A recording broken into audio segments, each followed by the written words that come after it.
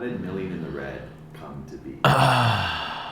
Well, I think it's actually better to go back to my last book, Nuclear Effect, because when I wrote The Nuclear Effect, which was so difficult to do, I wrote that book because I was like, all right, if I write a book, I'll get more clients, I'll be a bigger authority, so on and so forth. And like that is true, it has done that. It's made me millions of dollars. It's been sold 80,000 plus times, it's been downloaded 130, 140,000 times at this point. And so that book was like this selfish thing where I was like, all right, here's my knowledge and let me put it and it's gonna, do this thing. But for this book, Million in the Red, this was in many ways my desire to share what I've learned around money, almost to myself, like to a younger version of myself.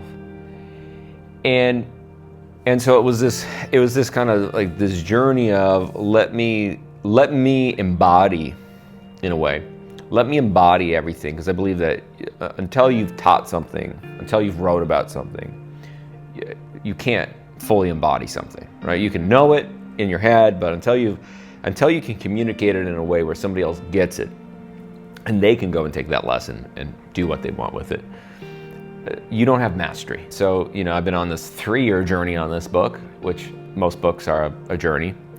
I've rewritten it 4 times, literally from scratch. I thought I almost had it done, and I gave it to my wife, and she read it, and not that she's like a pessimist or anything, but she read it, and after 3 or 4 chapters, she's like, you need to start over. I was like, okay. And so it became this book, my original, The Nuclear Effect, I pushed that book out when it probably shouldn't have. Like it was a good book, but it wasn't a great book. And the amount that you have to do to go from good to great is phenomenal. The amount of work that it takes to go from good to great, or from great to phenomenal. What ended up happening was this book of, I think, 63 or 64 different specific lessons I've learned on the strategy of money, the tactical side of money, the mindset of money, the spirituality of money, because money is very spiritual.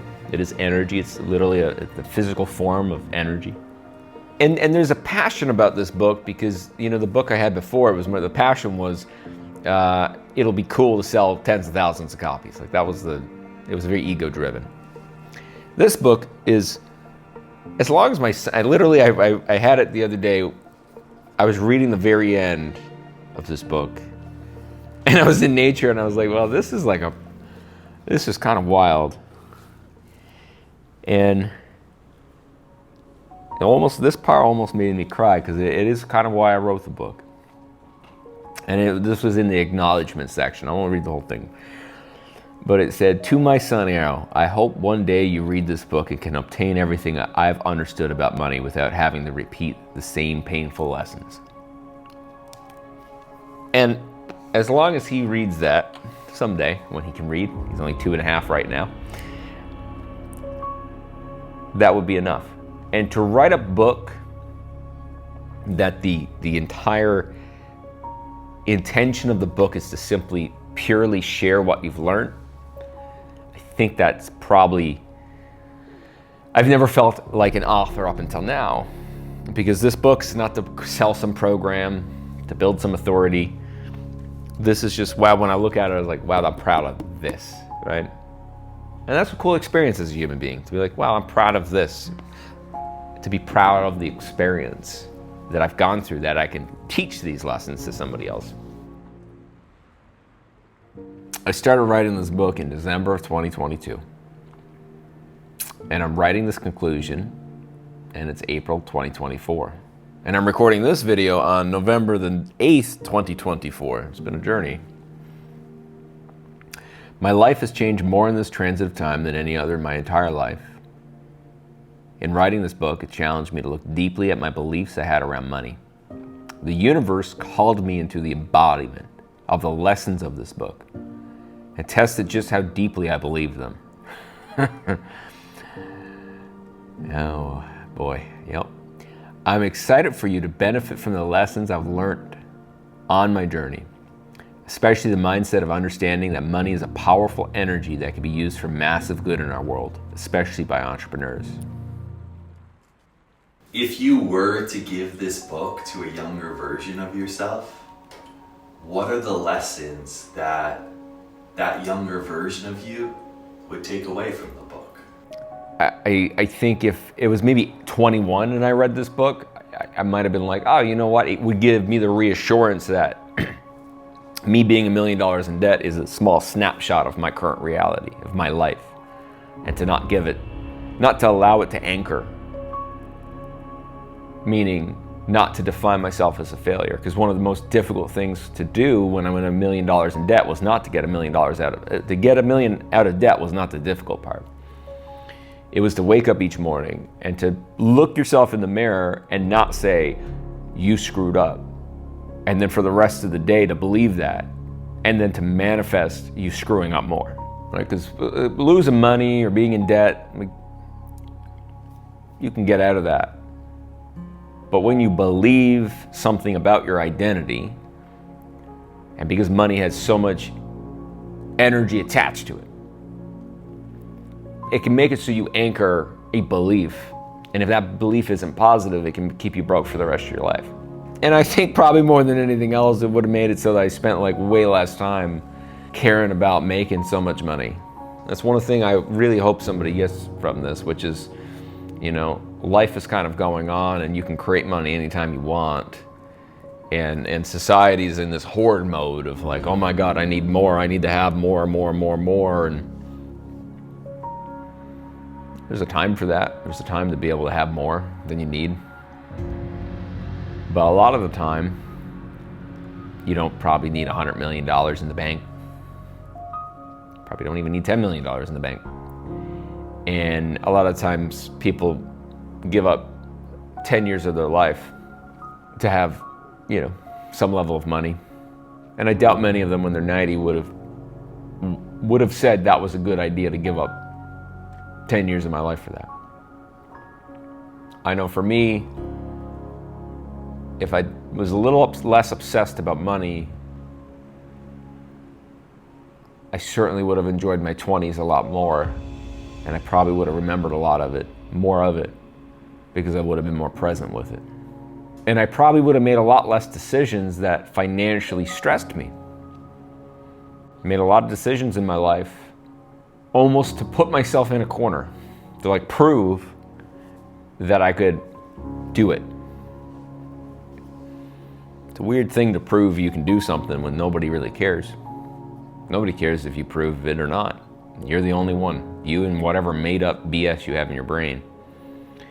And so I've said yes to a lot of things in my life that, in hindsight, I wouldn't say yes to.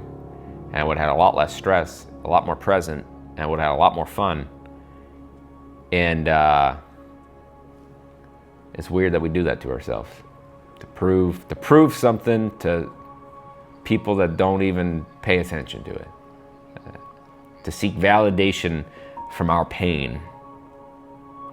Doesn't make a whole lot of sense. We aren't normal. We never will be. And we certainly won't be understood by most. And the way that we create, flow, invest, spend, and use energy shouldn't be the same as those who aren't entrepreneurs, because we create reality at one of the highest levels of velocity. Who are you if you just take all the money away? Especially for someone that's successful, because someone that's successful attaches their success identity to money. So I was going through this time where it was like, you know, for all intents and purposes, I had 62 cents in the bank account, even though I had a $40 million net worth. I'd be like, man, I'm the last person that should be putting this book out. Now, of course, those days were like, you know, the sway was massive, right? So it might be, I just spent $900,000 and then the next week I got another $500,000 that came in. It was just a lot of the emotionality of these numbers in an account. And so this experience made it so that I felt broke again, broke-ish. And I was able to use all the lessons inside of this book as if I didn't have money. And it worked. And I used the lessons, I used the mindset, I used the meditations, I used the strategies inside of the book, even though, again, on paper, owner of all of these different companies and all these things that were not liquid. And it was a fascinating experience to be able to detach from money and to wake up every day and love who's in the mirror. To wake up every day and see that guy and be like, yeah, that dude's the shit. Like, that dude is it. Not to look at the mirror and be like, yeah, that dude's it because I got a bunch of money. But to be able to look at that guy and be like, yeah, I'm proud of myself, regardless of how much money's in the bank. And that built a very, I don't know if I wish for this experience for people, because it was not an easy experience by any stretch of the imagination. But it was my experience, and to come to the other side where if I look at the bank and there's 10 million, or I look at the bank and there's 0, I'm still the same guy. I still make the same decisions. I still trust myself just as much on both sides. That experience, that like, I wish everybody had that. I'm not saying that everybody will do the work to have that, but to have that at 33 years old, like, now I look at anything and I'm like, I can do it all. It's no big deal. I've got it. To take out, as one of my mentors would say, you know, the nummy, when you have a baby, right? The pacifier. People use money as the pacifier. To take out money as being the pacifier, to look, as a man particularly, to look yourself in the mirror, to love yourself, trust yourself, feel confident without the pacifier. That's true God mode. That's true God mode, being able to create and never think about it. How's it going to happen? And when you take money out of the equation, you simply know, if I think it, it was meant that the universe gave me the thought. And if I decide that I want to do that, and that I accept, and that I command the universe to allow me to do that, the universe, God,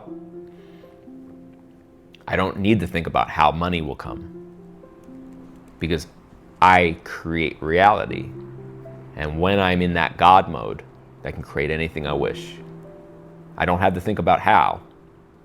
It just simply is.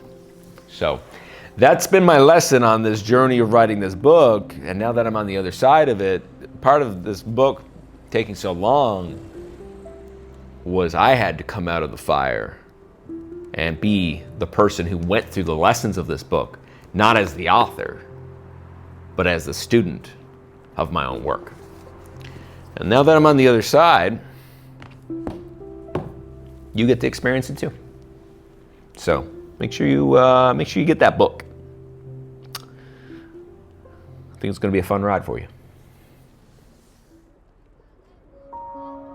My hope for you as you read these pages is that you take what is relevant, aligned, and exciting for you and bring it into your life, your business, and your mindset. I'm excited for you. I'm ready to see what you create. I'm ready for you to build upon what I found and make it your own. With love, Scott.